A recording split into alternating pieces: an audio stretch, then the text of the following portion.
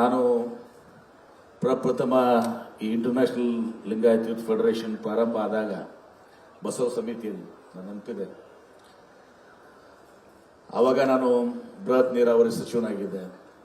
ಆ ಸಂದರ್ಭದಲ್ಲಿ ಈ ಕಾರ್ಯಕ್ರಮ ಉದ್ಘಾಟನಾ ಕಾರ್ಯಕ್ರಮದಲ್ಲಿ ಪೂಜ್ಯ ಸುತ್ತೂರು ಶ್ರೀಗಳ ನೇತೃತ್ವದಲ್ಲಿ ಅಲ್ಲಿನೂ ಕೂಡ ನಾನು ಭಾಗವಹಿಸಿದೆ. ಇವತ್ತು ಸುಮಾರು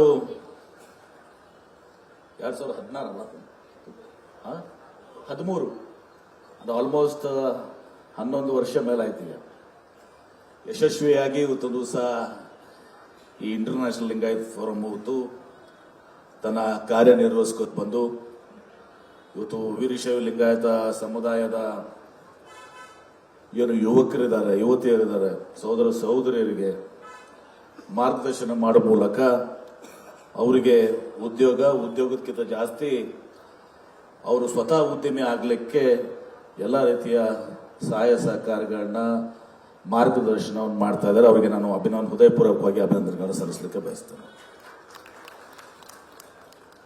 ಇವತ್ತು ನಮ್ಮ ವೀರಶೈವ ಲಿಂಗಾಯತ ಸಮುದಾಯಕ್ಕೆ ತನ್ನದೇ ಆದಂಥ ಭವ್ಯ ಒಂದು ಇತಿಹಾಸ ಇದೆ.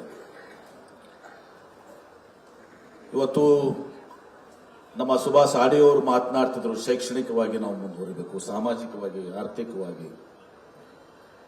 ಇವತ್ತು ನಮ್ಮ ಮಠ ಮಾನ್ಯಗಳ ಕೊಡುಗೆ ಏನಿದೆ, ಅನೇಕ ಸಂಘ ಸಂಸ್ಥೆಗಳ ಕೊಡುಗೆ ಇವತ್ತು ನಮ್ಮ ಸಮಾಜಕ್ಕೆ ಇರುವುದರಿಂದ ನಾವು ಶೈಕ್ಷಣಿಕವಾಗಿ ಇವತ್ತು ಸಂಬಂಧ ಬಂದಿದ್ದೀವಿ, ಸಾಮಾಜಿಕವಾಗಿ ಮುಂದೆ ಬಂದಿದ್ದೀವಿ, ಆರ್ಥಿಕವಾಗಿ ಮುಂದೆ ಬಂದಿದ್ದೀವಿ.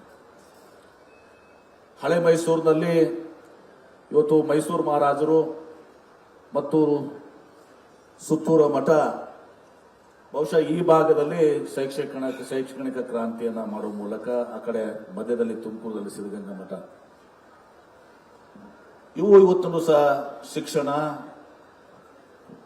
ವಸತಿ ಹಾಗೂ ದಾಸೋಹದ ಮೂಲಕ, ಅನ್ನವನ್ನು ಕೊಡುವ ಮೂಲಕ ಇವತ್ತೊಂದು ಸಹ ಸಮಾಜದ ಏಳಿಗೆಗಾಗಿ ಪ್ರಯತ್ನಿಸುತ್ತಾರೆ.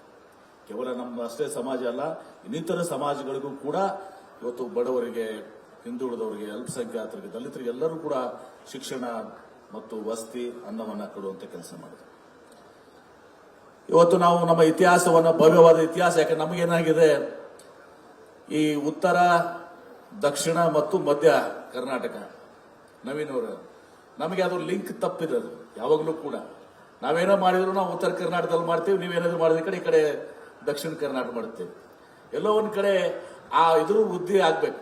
ಪರಮ ಪೂಜ್ಯ ಶ್ರೀಗಳಲ್ಲಿ ಇವತ್ತು ಸಹ ಹಂಗೆ ನಮ್ಮ ಸಿದ್ದೇಶ್ವರ ಶ್ರೀ ಸ್ವಾಮೀಜಿಯವ್ರನ್ನ ಸುತ್ತೂರು ಅಪ್ಪಗಳು ಕರ್ಕೊಂಡ್ಬಂದು ಇಲ್ಲಿ ಪ್ರವಚನ ಮಾಡೋ ಮೂಲಕ ಇವತ್ತು ಸಿದ್ದೇಶ್ವರ ಅಪ್ಪಗಳು ಇವತ್ತು ಈ ಭಾಗದಲ್ಲಿ ಎಲ್ಲರಿಗೂ ಕೂಡ ಅವರ ಒಂದು ವ್ಯಕ್ತಿತ್ವ, ಅವರ ಒಂದು ಶ್ರೇಷ್ಠತೆಯನ್ನು ಇವತ್ತು ಕರ್ಕೊಳ್ಳೋಕ್ಕಾಯ್ತು. ಆ ಲಿಂಕ್ ಏನಾಗಿದೆ ಇವತ್ತು ಸಹ ಅದು ಒಗ್ಗೂಡ್ಬೇಕು. ಮಧ್ಯ ಕರ್ನಾಟಕ, ಉತ್ತರ ಕರ್ನಾಟಕ, ದಕ್ಷಿಣ ಕರ್ನಾಟಕ ಅದು ಒಗ್ಗೂಡ್ಬೇಕು. ಇವತ್ತು ಬಹಳಷ್ಟು ವಿಚಾರಗಳ ನಮ್ಮ ಮುಂದಿದಾವೆ. ಇವತ್ತು ನನಗೆ ಹೇಳಬೇಕಾಗಿದ್ರೆ, ಹಿಂದೆ ಉಪ ಪಂಗಡಗಳ ಬಗ್ಗೆ ಸುಭಾಷ್ ಅಡಿ ಅವರು ಹೇಳ್ತಾ ಇದ್ರು, ವಿಜೇಂದ್ರ ಅವರು ಕೂಡ ಹೇಳ್ತಾ ಇದ್ರು. ಈ ಉಪ ಪಂಗಡಗಳು ಈಗಲ್ಲ, 1902-3 ಕೂಡ ಇತ್ತು.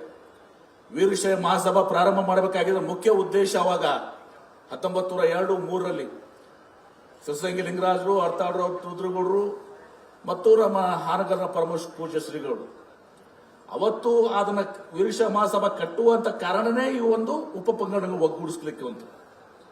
ಪ್ರಥಮ ಅಧ್ಯಕ್ಷರಾಗಿ ಸಿದ್ಧಗಂಗಾ ಲಿಂಗರಾಜರು, ಎರಡನೇ ಅಧ್ಯಕ್ಷರಾಗಿ ಸಿದ್ಧಗಂಗಾ ಲಿಂಗರಾಜನ ಮಾಜಿನವರು, ನಮ್ಮ ಗ್ರೇಟ್ ಗ್ರ್ಯಾಂಡ್ ಫಾದರ್, ನಮ್ಮ ತಾಯಿಯವರ ಅಂತ.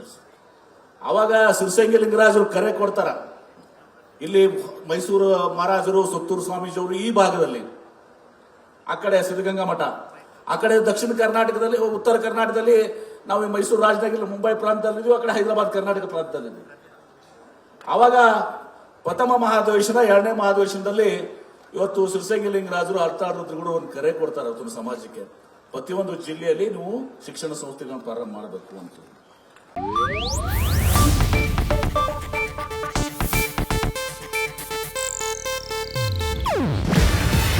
ಇದು ಏಷ್ಯಾನೆಟ್ ನ್ಯೂಸ್ ನೆಟ್ವರ್ಕ್ ಪ್ರಸ್ತುತಿ.